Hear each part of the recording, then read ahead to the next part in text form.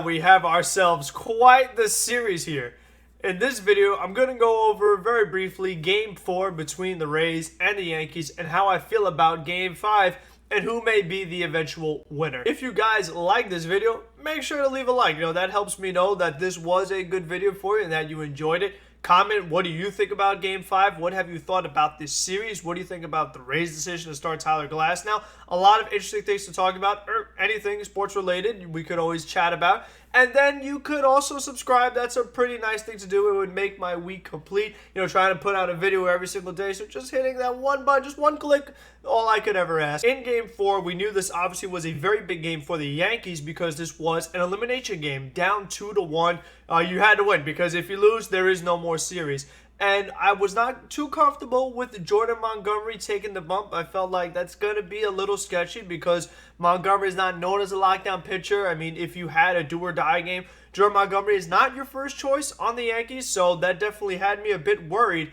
But Jordan Montgomery really delivered, really performed. I mean, all in all, going 4 innings, only giving up 1 run, you have to like that. I mean, you can't ask for much more than that. Yes, he got some trouble. It was not perfect. No, he had the bases loaded. There were runners on base. But the main thing is that he got out of it. So, that was very important. And what I really liked about this game for the Yankees was that they did what I said they had to do. They had multiple guys contribute, whether it was offensively and in the bullpen. We had Chad Green come in. He pitched much, much better than his previous outing where he gave up a few runs. This time he came in with 2 perfect innings, followed up by Bryn, who gave you an inning and a third perfect, and then Aroldis Chapman, who after the walk, I mean, he had not given up anything. So that was 5 hitless innings out of the bullpen. You can't ask for any more than that. So that was a perfect job done by the bullpen.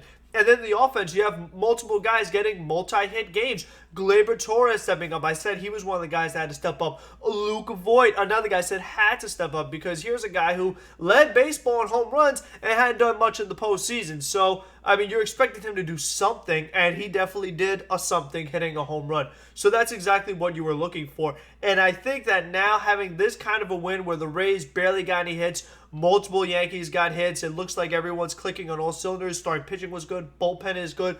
All the momentum is the Yankees' way, and you have Garrett Cole taking them out for Game 5.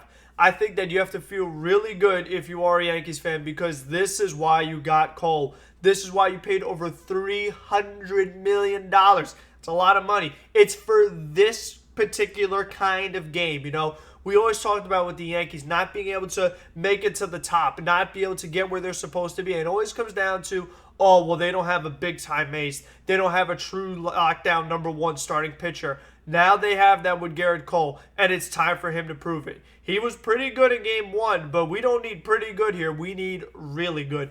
And I think that to show you how the Rays are feeling right now, starting Tyler Glasnow in Game 5 shows you that the Rays are panicking. And I like this decision. I support this decision. It's probably what I would do too because I think Glasnow is the Rays' only chance. I don't trust Snell. After he didn't look too good in Game 1, I don't think you can go back to him for Game 5.